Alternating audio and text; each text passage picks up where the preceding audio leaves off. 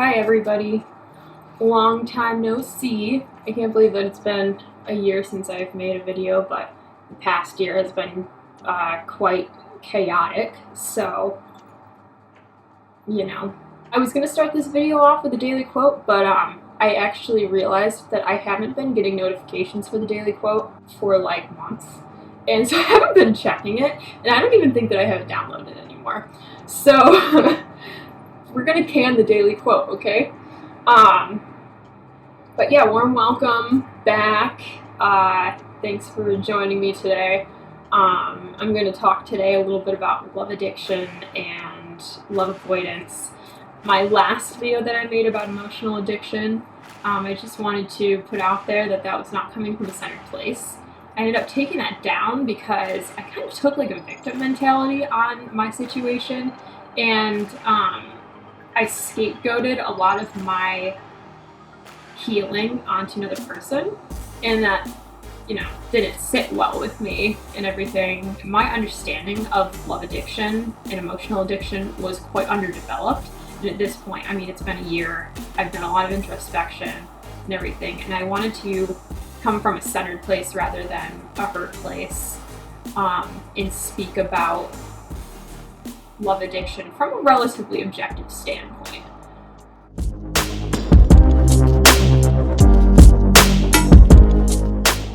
What makes a love addict a love addict?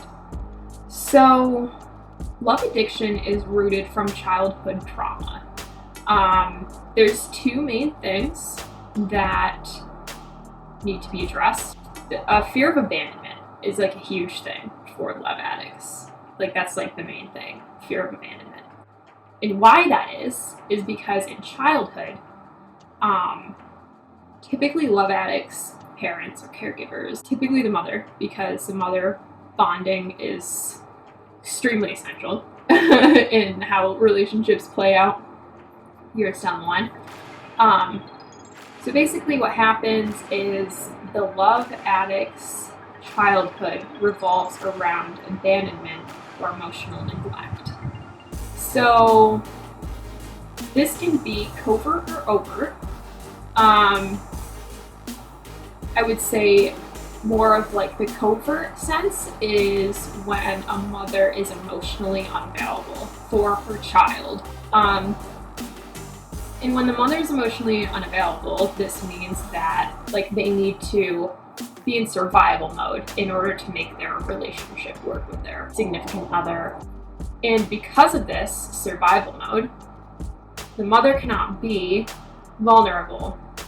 emotionally vulnerable for her child. So that can result in emotional neglect. So that's more of like a covert way of emotional neglect. So more of an overt way of being neglectful is obviously like emotional abuse or sexual abuse, physical abuse.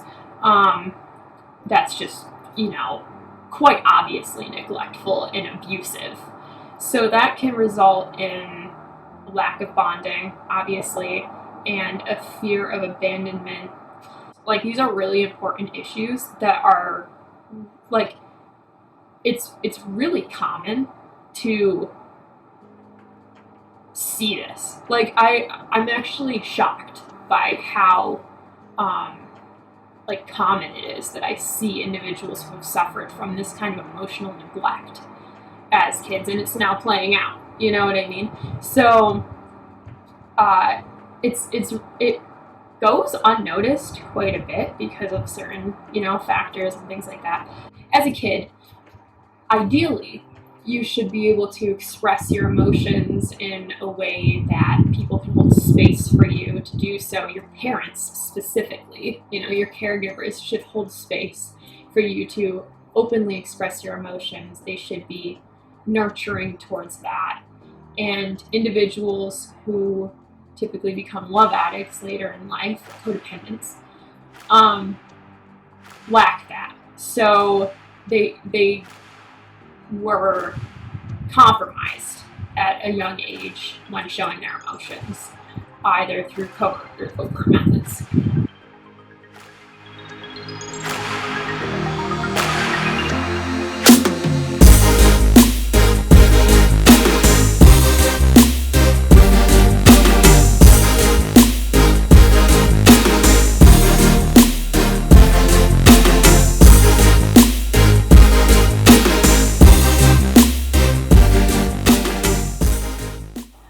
what makes a love avoidant a love avoidant? I'm taking these terms from Pia Melody's book, Facing Love Addiction.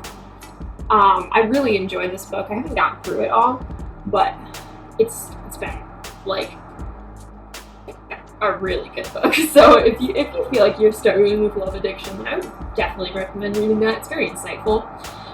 So what makes a love avoidant a love avoidant?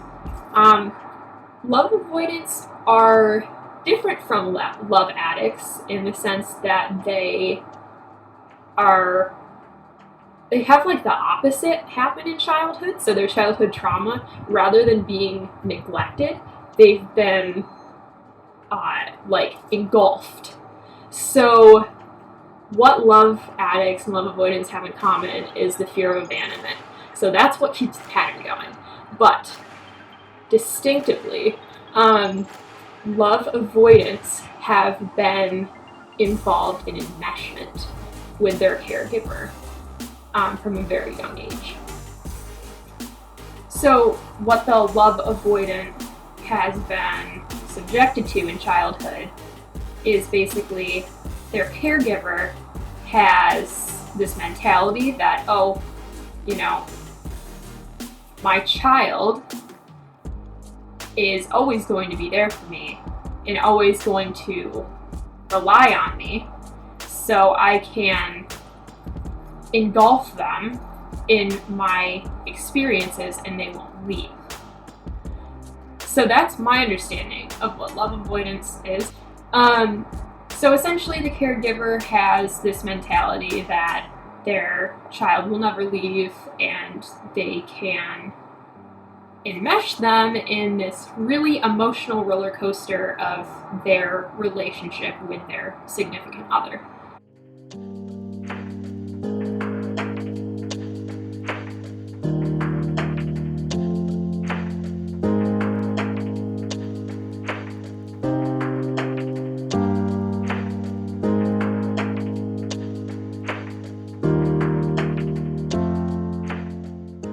So I think I'm going to stop there and make another video about the pattern between a love addict and love avoidant, because if I go into it today, it's going to be a really long video.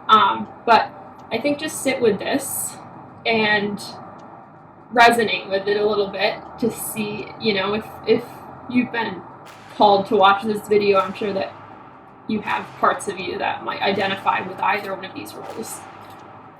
So I encourage you to sit with it, hold space for yourself, and talk with your therapist about it or process it, you know, however you would like to. If you're looking for a therapist, and if you're struggling with love addiction, I really recommend looking for a therapist who specializes in internal family systems, so IFS therapy. This is, like, I would say the best like counseling method for individuals who are struggling with love addiction, because they really understand those childhood traumas and those parts that are activated and everything like that. So I would really recommend that. Please feel free to reach out to me if this is something that you're struggling with and you feel like nobody can identify, or, you know, if you're feeling alone, feel free to reach out to me, because I will try my best to hold space for you to talk about whatever you need to talk about. So if you have been pulled to watch this video today, thank you for watching. I'm really looking forward to making more videos about this. So thanks for tuning in today.